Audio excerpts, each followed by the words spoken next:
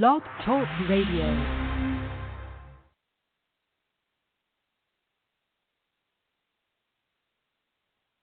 All right, good evening, family. All praises to the Father, Abraham, Isaac, and Jacob, the Ancient of Days, the Creator.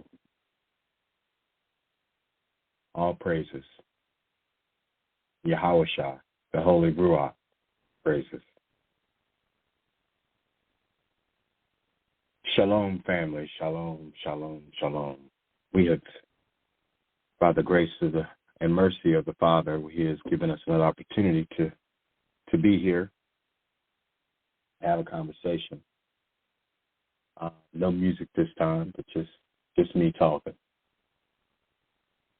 You know, I have been seeing a lot of things occurring, and in it, what a common theme is that things, the sky is falling. That's just a common theme. The Gentiles have run their race. They knew that this was all going to happen, and they knew that this was going to occur around this time. These eclipses, these star patterns, these planetary alignments, all these things have been spoken of before. And it's interesting to me because when we look at these celestial signs and wonders, what we begin to see is a situation where we knew, or they knew, we knew also, but they knew that they were going to rule under certain astrological signs. They knew that. And the interesting part is they didn't want to tell their people flat out what's going on. See, at the same time that they were coming into their own blessings under these celestial stars, we were going into deep hibernation, deep hibernation. We were not allowed to read. We were not allowed to write. We were not allowed to think. We were not allowed to critically think for ourselves. We were not allowed to do anything that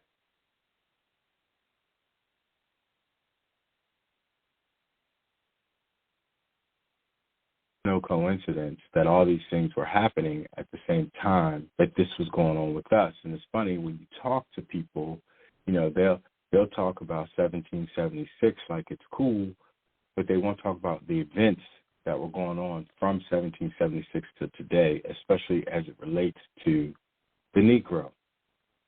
And that's funny too. I think I'd rather be called Negro than black. I certainly most rather be called an Israelite than either. But, baby steps, right? I know who I am, so I'm not worried about what people are saying or thinking. But at the end of the day, I would much rather prefer to be a Negro than black, But it's just an interesting situation that the whole world is in now, considering Europe is under straight-up judgment. They're being judged left and right, high and low, to and fro. And, I've said this before here on my show, that I felt that Europe would be the first to be judged simply because that's the first place that a lot of blood was spilled. There's a lot of blood spilled in the three parts. It's like it's as if they wanted. It's as if they were just straight up bloodthirsty beasts. And if you look at their history, that is the case. So it's just an interesting scenario that we've been saying. Kanye, we've been saying what he's saying, so it's no puzzle to us. That dude said that black people, so-called, are Semitic. Yeah, we know that. It's nothing new. There's no shock in that. There's no off guardness. Oh goodness, are you kidding me? No, we knew that. There's nothing there. That's a given. The problem is that the war has ramped up. The Father has brought this war to each of the 83's door. And, all of the three parts are getting wrecked right now. And them being so ignorant and dumb and foolish to believe that they're going to bring forth some sort of nuclear attack on their own land, it's humorous to me. I'm like, so do it. Be it. Do it. Make it so already. Burn your place up. Burn it up. Because actually that's what's written. And we're going to get into that too. But, people don't like these. The people, especially a lot of Gentiles, and I understand that dilemma. They're like, hey, I didn't do this. I didn't do that. It wasn't me. I'm treating people decently. I don't care about race per se, But hey, sorry, it's not for me to make that call on you. Like now, it's those days are gone, long gone. Your father, your daddies, when you were younger, in your 20s and your teens, you should have held your daddy to those, or your daddies, your granddaddies, and your grandmas and your mamas to that very sentiment. That's when it should have been done. Now, we're talking, 30 years. We're talking the 80s and 90s when they were in their heyday, when they were poisoning my people. They were poisoning us with all types of drugs and the inabilities to earn a living.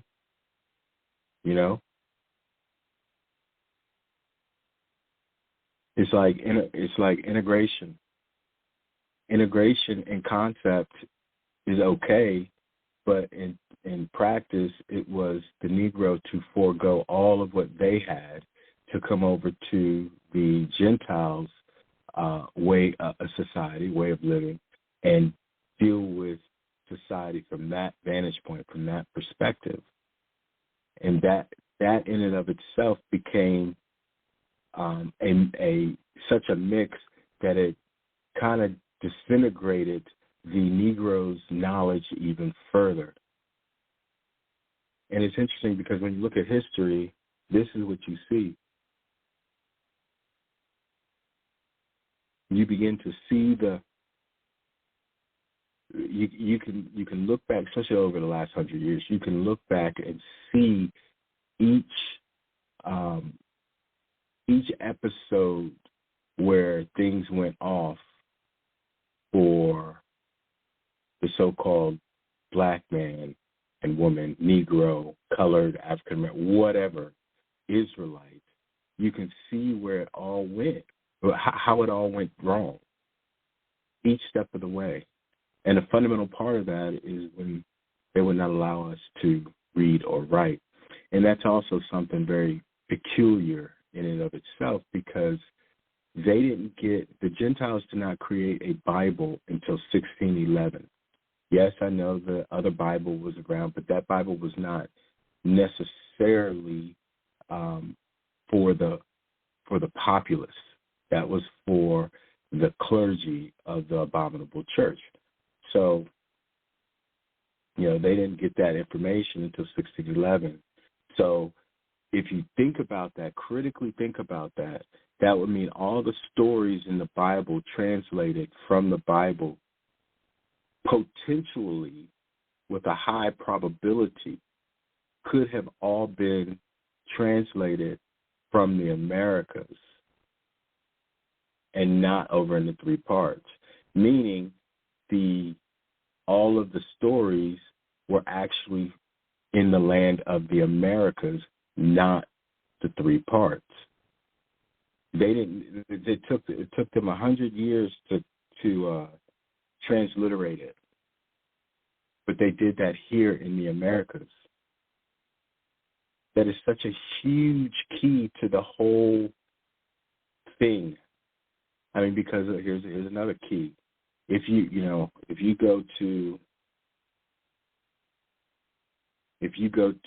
the southernmost point or tip or bottom of South America, there's only two places in the world that are closest to Antarctica. That's New Zealand and South America. So all this information, all this understanding, once they got to the Americas, they got more. They got more. They didn't have it when they were in Africa and Europe and Asia. They didn't have that information. That information was not privy to them until they came to the Americas. And that is a huge point to make, because America is, as we know, the promised land. Now, look, I'm not saying anything that anybody doesn't already know. I'm just confirming, because in a moment we're going to talk about what I've talked about before, and this is just confirmation before we get into the other piece of it. This is Thomas Jefferson, and this is going to prove that they knew, or at least they had some inclination of there would be a time when things would change, when an awakening would happen, when everything would be different, dumb diverses, okay? So this is Thomas Jefferson. This is be read quickly. This is, indeed, I tremble for my country when I reflect that God is just, that God has, that justice, right? God is just, that his justice cannot sleep forever, that considering numbers, nature, and natural means only, a revolution of the wheel of fortune, an exchange of situations is among possible events, that it may become probable by supernatural interference. Okay? So that this exchange of situation, right, becomes probable by supernatural interference. That's our Father. Exchange of situation, justice coming, that considering numbers. So we were never the minority. That his justice cannot sleep forever. That considering numbers, nature, and natural means only, a revolution of the wheel of fortune, an exchange of situation, is among possible events, that it may become probable by supernatural interference.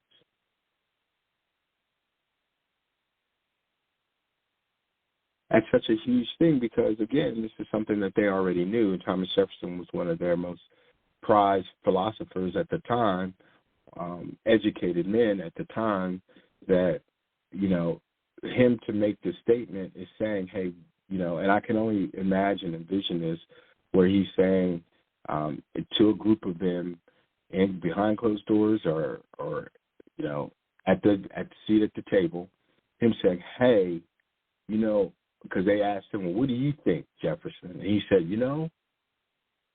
all I can say is this, my good fellows, indeed. And he went on and told them. And they sat back and they looked, they listened, they pondered, they thought, and they said, nothing we can do about it. We're going to keep going down this road. Because they could have stopped it right there, but they didn't want to.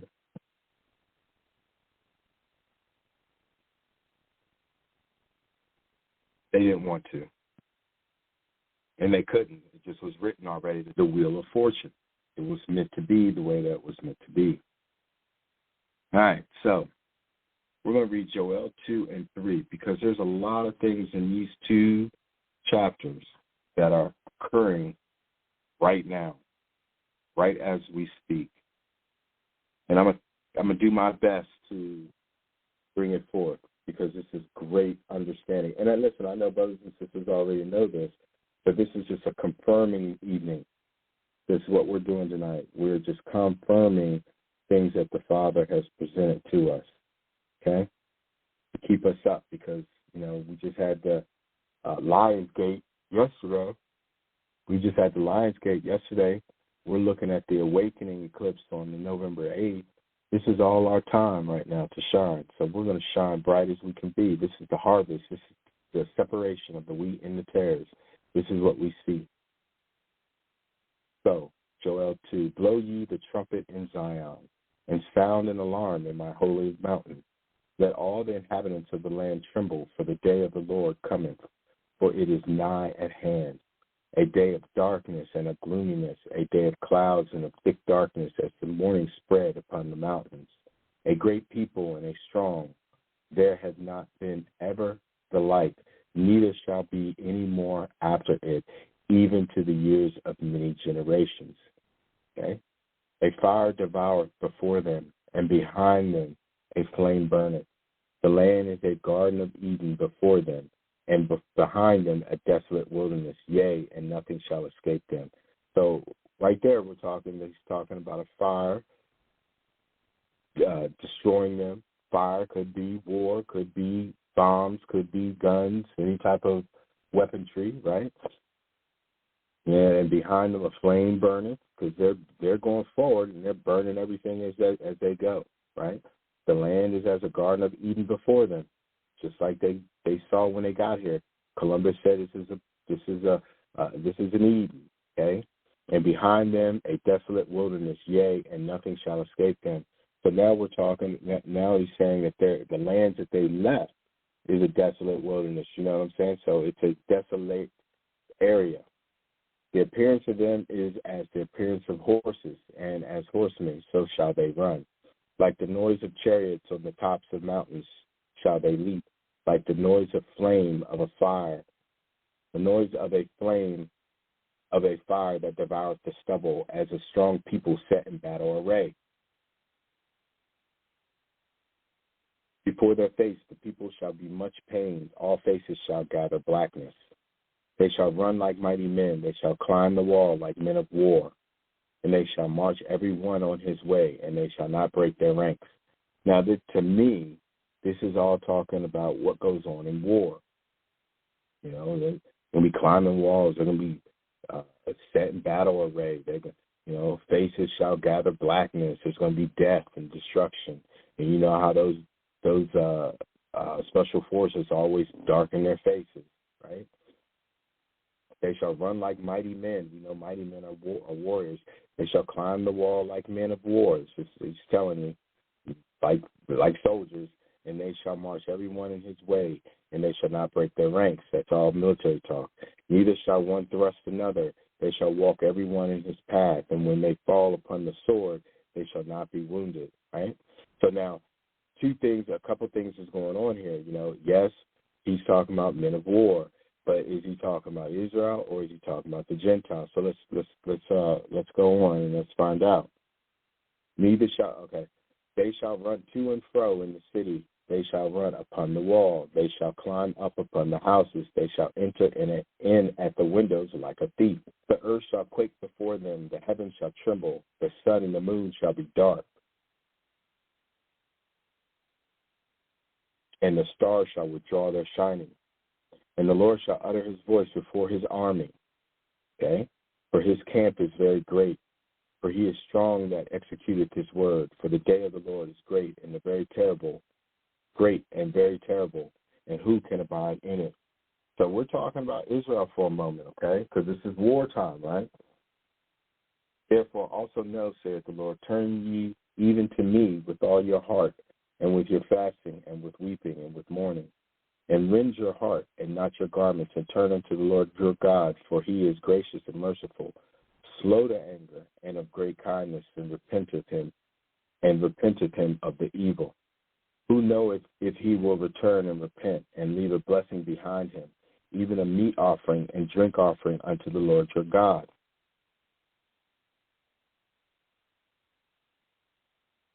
So blow the trumpet in Zion, sanctify a fast, call a solemn assembly. Gather the people, sanctify the congregation, assemble the elders, gather the children, and those that suck the breast. Let the bridegroom go forth of his chamber, and the bride out of her closet. Let the priests, the ministers of the Lord, weep between the porch and the altar, and let them say, Spare thy people, O Lord, and give not thine heritage to reproach, that the heathen should rule over them. Wherefore should they say among the people, Where is their God? So See, when we're talking, so this is a mix. He's saying that he's going to raise his people up, but he's talking about the Gentiles who is leaping and, on tops of mountains. They're dropping in from the sky. They're running like mighty men. The faces of this is the Gentiles doing that. Okay. Then he's talking about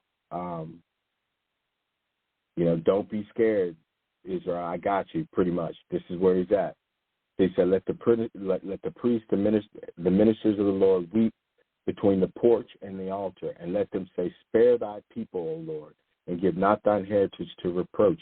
And this is what we are. We're saying this, his people. We're saying, hey, Father, spare us. Don't let the Gentiles destroy your heritage or the heathen. And he says that the heathen should rule over them. Wherefore should they say among the people, where is their God? Right? That's what they've been doing. Where is your God? Then will the Lord be jealous for his land and pity his people. Yea, the Lord will answer and say unto his people, behold, I will send you corn and wine and oil, and ye shall be satisfied therewith. And I will no more make you a reproach among the heathen. Okay? But I will remove far off from you the northern army, and will drive him into a land barren and desolate, with his face toward the east sea, and his hinder part toward the utmost sea. And his stank shall come up, and his ill savor shall come up, because he had done great things. Okay. So, and then it goes on to be the good news, say, be glad, children of Zion, and rejoice, the Father's coming, okay? I wanted to read that part because Joel 3, so let me read this last part.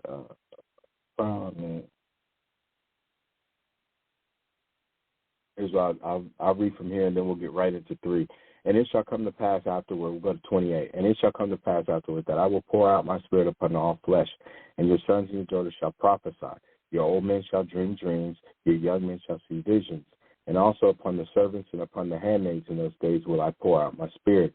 And I will show wonders in the heavens and in the earth, blood and fire and pillars of smoke. The sun shall be turned into darkness and the moon into blood before the great and terrible day of the Lord. Now, eclipse, right? The sun shall be turned to darkness, eclipses, and the moon into blood, eclipses, blood moons, before the great and terrible day of the Lord shall come. And it shall come to pass that whosoever shall call on my name, whosoever shall call on the name of the Lord shall be delivered. For in Mount Zion and in Jerusalem shall be deliverance, as the Lord has said, and in the remnant whom the Lord shall call. We'll keep going. For behold, this is 3:1. For behold, in those days and in that time, when I shall bring again the captivity of Judah and Jerusalem, which he has, I will also gather all nations and will bring them down into the valley of Ukraine, Jehoshaphat, and will plead with them and will judge them there for my people and for my heritage Israel, whom they have scattered among the nations and parted my land. And they have cast lots for my people, and have given a boy for a harlot, and sold a girl for wine, that they might drink.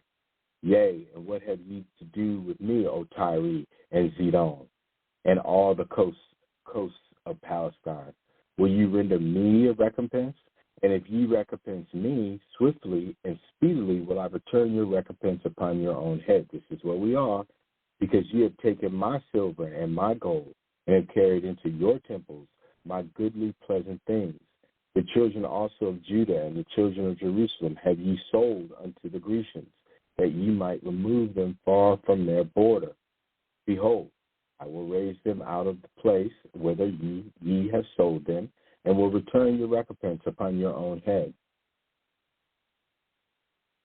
And I will sell your sons and your daughters into the hand of the children of Judah, and they shall sell them to the Sabeans, to a people far off, for the Lord has spoken it. Proclaim ye this among the Gentiles, prepare for war. Wake up the mighty men. Let all the men of war draw near. Let them come up. Beat your plowshares into swords, and your pruning hooks into spears. Let the weak say, I am strong. assemble yourselves and come, all ye heathen, and gather yourselves together round about to the cause that thy mighty ones to come down. Thither cause thy mighty ones to come down, O Lord. Let the heathen be weakened and come up to the valley of Jehoshaphat. Is that not what's happening now? For there will I sit to judge all the heathen round about. And I'm going to hold up right there for a second, because people don't know that the Ukraine, I looked this up the other day. I was talking to Brother Yakov, and we were talking about this. But the Ukraine,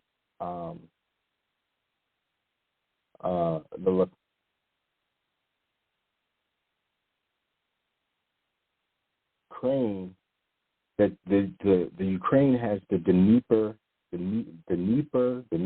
however you say it, Valley River. Okay.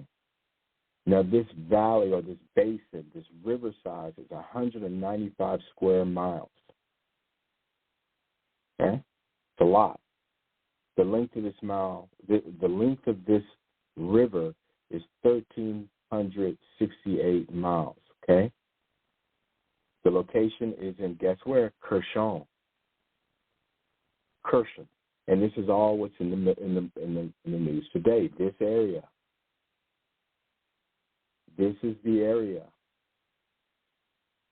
And the Spirit gave me connection on that, because the Spirit was saying, yo, where can all of the nations fit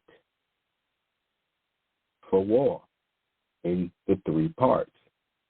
Maybe, I thought maybe Africa, maybe Russia.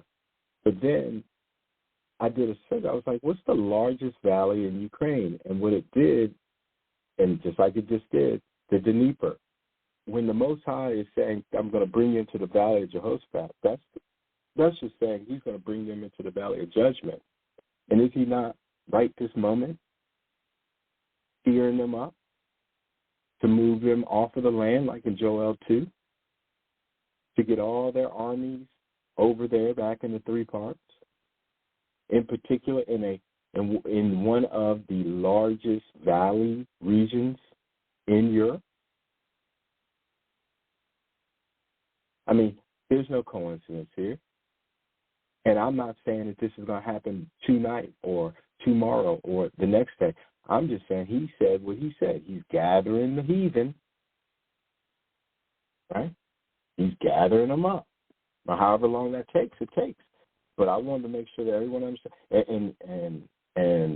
And there is in the Ukraine, there is a nature's hidden gem in Ukraine. It's a mini Grand Canyon, okay?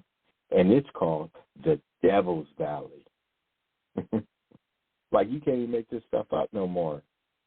And if we don't understand that the Ukraine is being set up to be where he's bringing all the people, we're not understanding prophecy. And, that's something else.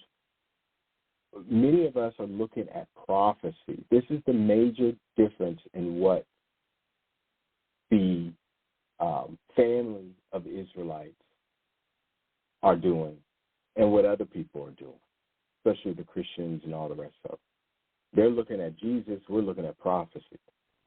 And, of course, there's other factions and other groups within the Israelite family that are doing different things and other things. There's camps. There's all types of people.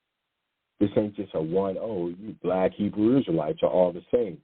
That's one of Kanye's points. If it's one of us that does something wrong, they're going to try to take down groups of us. If it's a group of us that's done something wrong or done something right, they're going to only give it credit to one. But on their part, it's the exact opposite. So for us, there are many of us that think the way that we think. Whether some of us love or hate the heathen and the Gentiles is of no consequence. We all believe in the Father of Abraham, Isaac, and Jacob. Now, those that don't, they are doing their thing, but they're still part of this movement, and hopefully the Most High can work with them. But there's an order in all of this. Not everyone gets all the information. It's just a puzzle. And the Most High is working on and working through his people right now. And it's very evident since the eclipse. Personally, my emotions has been held kind of in check. I now have obtained a larger pool, if you will, patience, which is very interesting to me. I've been seeing this out of myself, and I know that a lot of others are seeing different things in ourselves that are making it very very in line with the scriptures and very in line with what the Father has been saying. And for that, all praises to the Father. The nations are done. They're slipping into darkness quick, fast, in a hurry. They can't figure out why it is that we are not in panic mode with them. They can't. And that in and of itself is a light to the world. Because imagine if everybody was panicking, right? We all panicking. It's just a big major panic show. But there's got to be somebody to lead. I mean, Biden and Putin and Biden and Pelosi and AOC and all these people, Cruz, I mean, they're just ignorant. And I mean it, like, it's almost like, why are we still dealing with this vote scenario?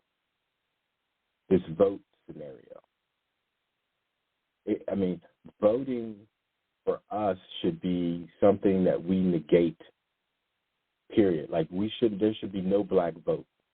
That's my opinion on that. But let me get back to the scripture. It says, we're going to go back to 12. Let the heathen be wakened and come up to the valley of Jehoshaphat, for there will I sit to judge all the heathen round about. Put ye in the sickle, for the harvest is ripe.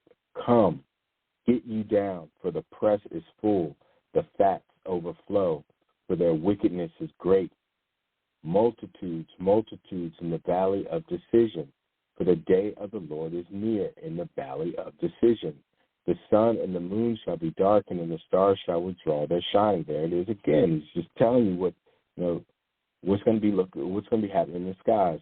The Lord also shall roar out of Zion and utter his voice from Jerusalem, and the heavens and the earth shall shake. But the Lord will be the hope of his people and the strength of the children of Israel. So shall ye know that I am the Lord your God, dwelling in Zion, my holy mountain. Then shall Jerusalem be holy, and there shall no stranger pass through her any more. And it shall come to pass in that day that the mountains shall drop down new wine, and the hills shall flow with milk, and the rivers of Judah shall flow with waters, and the fountains shall come forth of the house of the Lord, and shall water the valley of Shittim. Egypt shall be a desolation, and Edom shall be a desolate wilderness, for the violence against the children of Judah, because they have shed innocent blood in their land. But Judah shall dwell forever, and Jerusalem from generation to generation. For I will cleanse their blood that I have not cleansed. For the Lord dwelleth in Zion. And that's the whole point. I mean, he's telling you this is what's happening now. This is the now prophecy. All the other prophecies are leading up to now. But this Joel 2 and 3 are now prophecies. I mean, the stars, once again, he's showing you the, confirmation in the stars. So once we start seeing and understanding solar eclipses, once we start hearing of blood moons, once we start seeing, we know that the Father is near. That's what this is all about.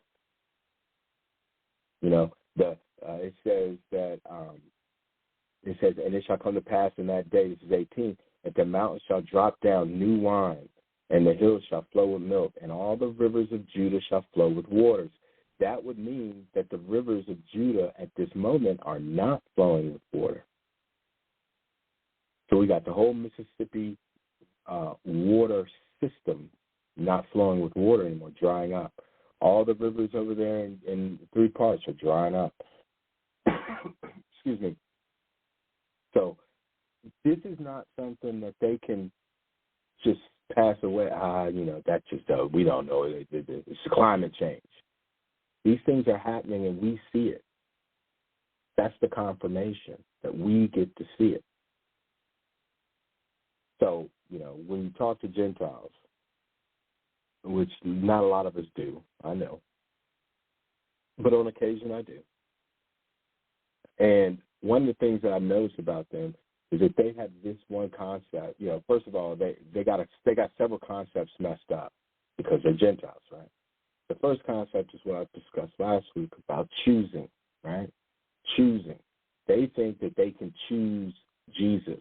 Jesus, I choose you. I know I've been an ass. I know that I've killed, stolen, lied, cheated, whatever. I was a murderer, a thief.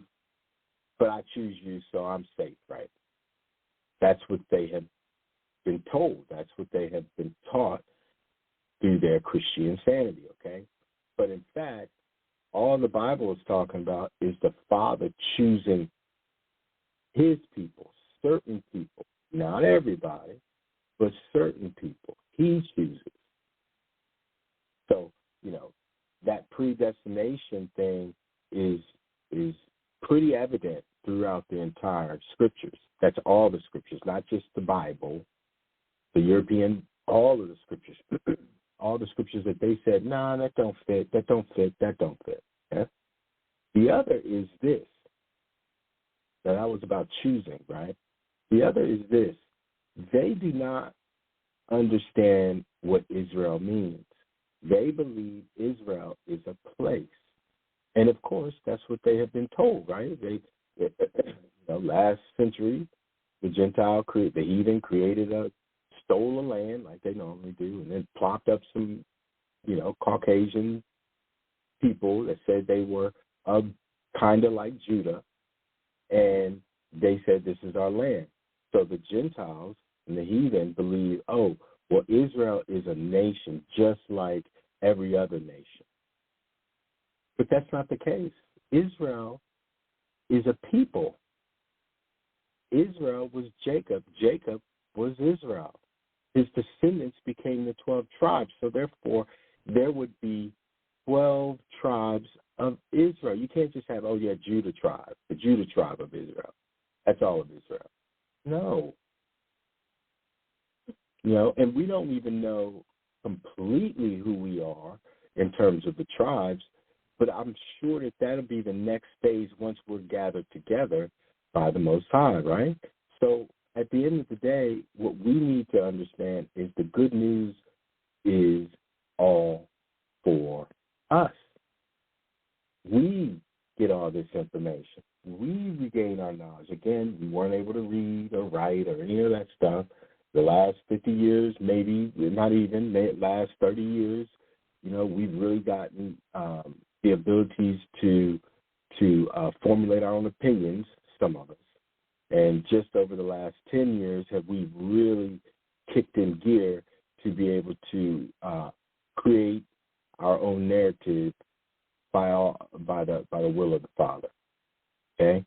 So this is a relatively new phenomenon of us reading, like talking about, really doing our due diligence, really understanding what to do due diligence about. Before, the due diligence and research and study was all on the Gentiles.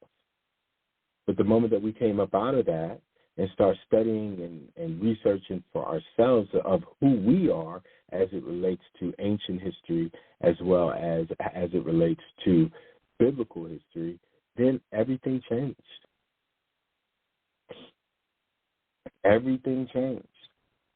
I mean, I remember pre-2019, y'all use me, I was all excited waiting for 2019 to come because I wanted to see what was going to happen. I needed to see, I needed to feel that, I needed to understand that. And by the grace of the Father, he allowed me to do so. And now, afterwards, I can't wait to see the kingdom. It's like they said, all eyes will mourn when Jesus breaks it. Well, really, all nations are going to mourn. Why would Israel be mourning when Christ comes back, when we're waiting for Christ to come back to absolve us of Gentile rulership? That should be a great thing.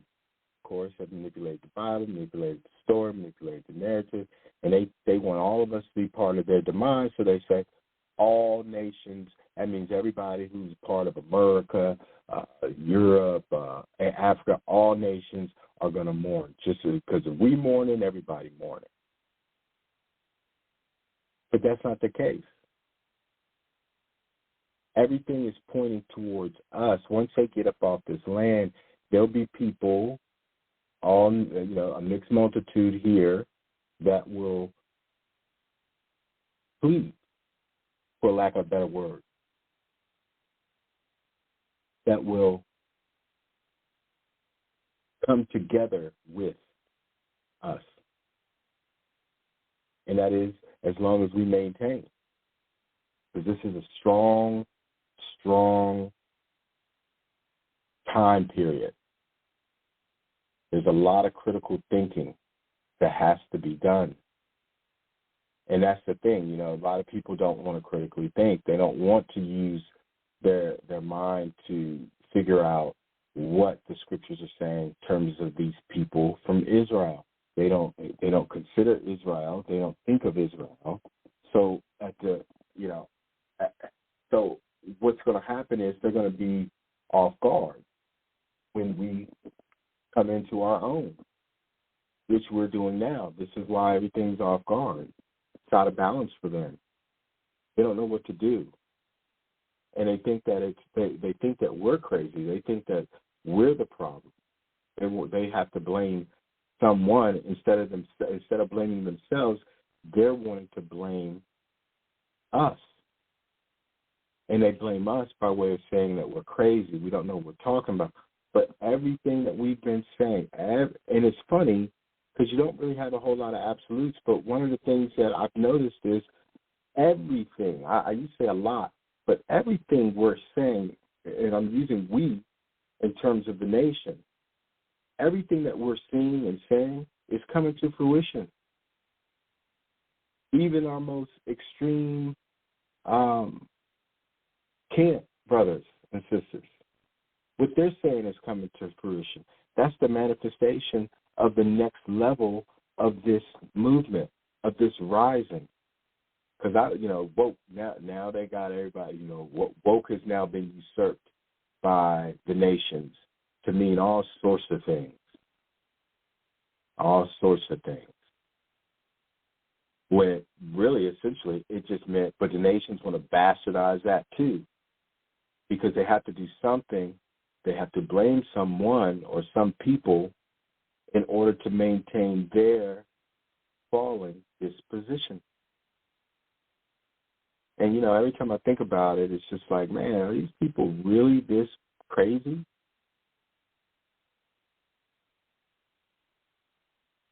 I mean, Sister Pat said it best. I mean, are these people even human? Because why would you think to even create a nuclear weapon to blow up any part of the earth when that will affect you? That's like saying, you know what, I got this house, I'm gonna set a fire in the garage, but I'm gonna be in my bedroom on the second floor, as if that fire is not gonna affect you at some point. It's madness. The Baruch said it, Abraham said it. Everybody said it. Thomas, everybody. They all said it.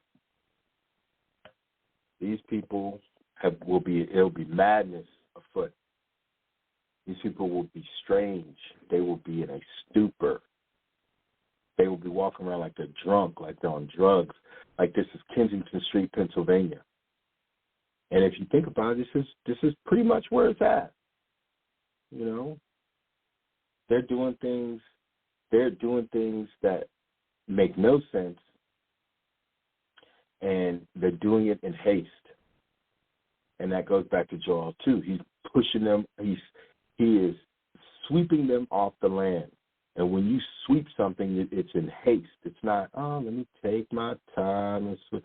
No, that's a kid who's being lazy, who don't want to do the sweeping. But the Father's coming with a broad sweeper, a broad broom, and he's sweeping. And there's no hiding from it. And Gentiles and the heathen, they don't know. They cannot fathom what to do. And like I said, they look at us and they're going, why does he or she have this peace on them? Where is this peace? And people think to themselves, well, you know, maybe it's maybe they're just doing good. Maybe, you know, they're living a good life, not knowing that it's all praises to the Father. Not even understanding that. It's like today, our people and selfish at the same time. Selfish by way of maintaining who you are. Who you are. Don't let nobody tell you who you are. Don't let nobody question your integrity. And selfless when your brothers and sisters need assistance, and even the Gentiles and the heathen need assistance. If the Father has put it on your heart to help them, you help them. But selfish when it comes to this walk, your walk. Because people are out here trying to say, hey, help me, and pull you down like crabs in a bucket. And again, we all know this. But psychologically, we are coming out of our mental diseasement, and the other nations are going into their mental diseasement. We can categorize, compartmentalize, rationalize. We can interpret. We can discern. We can now see. We can now hear. And when we do this, when we do the things we're supposed to do individually, it shines. And then when we find, or the Father puts another brother or sister in your path, in your way, who's also part of his remnant, who he chose, well, then now the light shines even brighter. Because this mental disease, this mental instability, psychosis that the Gentiles are about to go through, it's not going to be nice on them. Just not. They are not going to know what hit them. And we sit here and we think that these drugs, that people on drugs now, you wait and see. You know? Because it's truly going to be sad. They're going to be unprotected. And and the Father just said, you know, when we are looking at the world and he sweeps these people off and they're going to the Valley of Jehoshaphat, there's going to be a ton of people here, Gentiles and heathens, black and white, with guns. You know, they're going to have their boom booms here. And they're going to be all in madness and and with a strong delusion of psychosis. So the protection, even after everything is said and done, the protection is still going to be here for us, but we have to be strong to maintain it and to be able to sustain it. Because if not, then we're going to be swept off with the Gentiles. You know, I get it. People don't quite understand where I come from, and I'm okay with that too. Every day and everything throughout the day and the evening is all purposeful. We are starting to see the Gentiles use everything that we say, everything that we do. And it's funny. It's not just on YouTube or the news. It's your everyday walk. I mean, it's funny. I listen to people who I've talked to now start using the words and the phrases that I'm using when I'm talking to them about scriptures. And it's amazing to me. That's all the Father. This separation of wheat and tares is evident right now. It's very, very evident. And that is our good news. Remember, he said, alas, these are the days of Jacob's trouble, but he will be saved out of it. We will be saved out of it as long as we are with the Father. Yeah, I can't even stress enough to see the demise, the fall of the revived Roman Empire. You know, and I you know, at times I go, man, I got a little empathy for these fools. But it never fails. A minute or two later, one of them's doing something crazy, and I go, nah, I ain't got no time for this. I got no time for this. They're hit or miss. They're hot and cold. You know, they're not able to see things the way we do.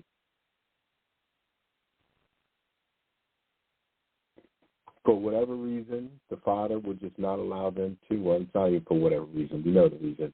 But the Father will not allow them to see anything past their Jesus, their made-up Jesus. And it's evident, and it's fallen. All praises to the Father. I am very excited about that. I'm very, very excited about that. Extremely excited.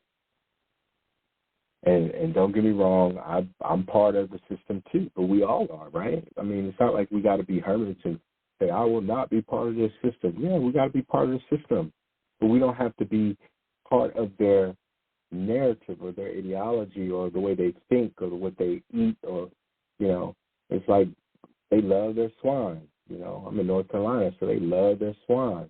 They love it. Give me some of that pulled pork. I want pulled pork sandwich. Put some of that pulled pork on it. Pork. And they go, hey, do you want some pork? Nah, I don't eat pork. Huh? You don't eat pork? Nah, I don't eat pork, man. Oh, okay. And then they make a joke. I guess more for me. I guess so. That's not, I'm not mad. It's so fun. It's more for me. Yeah, eat up. You know? It's like, a couple of weeks ago, the shrimp in Delaware, Dewey Beach, because originally I'm from Maryland, and we used to beaches when we would take our little excursions, the Ocean City and Dewey Beach, all around there. And it's interesting because the shrimp were attacking people. You know, these things you can't even make up anymore. Shrimp attack, giant shrimp, jumbo shrimp attacking people, cutting them, like sticking them up like gang of shrimp. It's crazy. And no, we're not in the last days. We're not in the end days. None of that. That's all coincidental. It's like, really? Coincidence? Really? But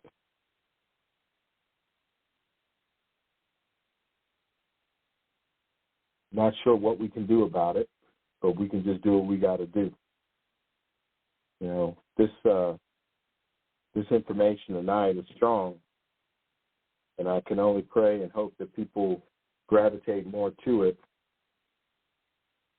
so that they can be more prepared, so that they can know exactly what's on the horizon here. Those things are coming swiftly, quickly. And it's like Psalms 147. 19, he showeth his word unto Jacob, his statutes and his judgment unto Israel. He has not dealt so with any other nation. And as for his judgments, they have not known them. Praise ye the Lord. So we're next. We get next. And it will be a righteous one. You know, when we ruled before, the Gentiles and the heathens were insignificant to us. I will venture to say it wasn't that we dismissed them and disregarded them. I'll venture to say that the Most High had us, we were searching for the Most High, so we didn't have time to be dealing with what the Gentiles wanted. But when we did finally, or not finally, when we did unfortunately succumb to regard the Gentiles and their ways, and we were put down by our Father, by our Creator, by our God, then the Gentiles dismissed and disregarded us. This is karma. This is nothing new under the sun. What goes around comes around. So our people who did it to them, they did to us as we did to them. This is the story. This is the story. But this next karmic transfer of energy and change of supernatural events is about to make everything else look very small. Because this time it's going to be the few, not the all. And the world, the nations, will be destroyed. There's going to be few if any Gentiles. I'll say it like that. Few if any Gentiles and heathens. I doubt there's going to be any heathens left, but there's going to be few Gentiles left. Just my own opinion, my own observations based on what I studied. But there's a lot of things happening. You know, we can talk about current events, but I'm sure every one of us is astute on those things at this time. And if you're not, you need to go get astute on them. You know, voting, if that is what you choose to do, then so be it. Let no man or woman tell you to do or not to do. That is your choice. Me personally, I do not know it. I know nothing about it. I can only say, read, study, repent, for the hour of the Father or the Father's coming is very close. I keep feeling it. I keep seeing it.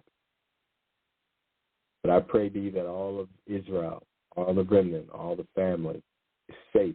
Pray that all the brethren and sisters who are studying to show us that they are approved, that the Father can use them to bring forth information, understanding, and overstanding. I say thank you and all praises to the Father. And for all of us who are just on this journey together alone and alone together, stay the course, for the end is nigh. All praises to the Father, the Holy Ruach, Yahweh Shai. All praises, and hope all have a good evening. Shalom.